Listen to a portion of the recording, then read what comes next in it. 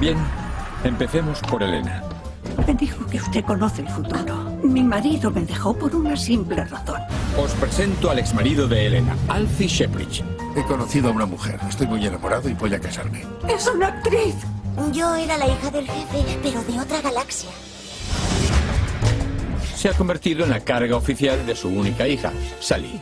Ya he vivido antes. Ah, no. No, mamá. Sally, casada con Roy. ¿Cómo está Roy? ¿Qué hace ahora? Ha terminado su última novela. ¿Cuántas veces tienes que escribir y romper y reescribir esos capítulos? Roy solo quería ver a Dia. Prométeme una cosa, ¿quieres? Que desde ahora no empezarás a bajar las persianas cuando te desnudes.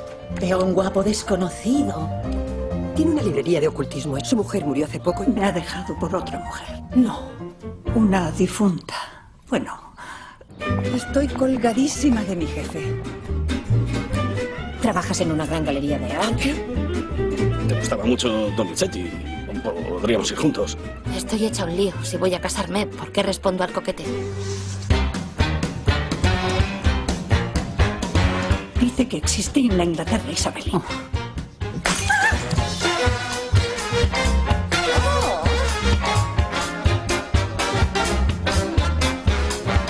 Tengo un futuro esperanzador.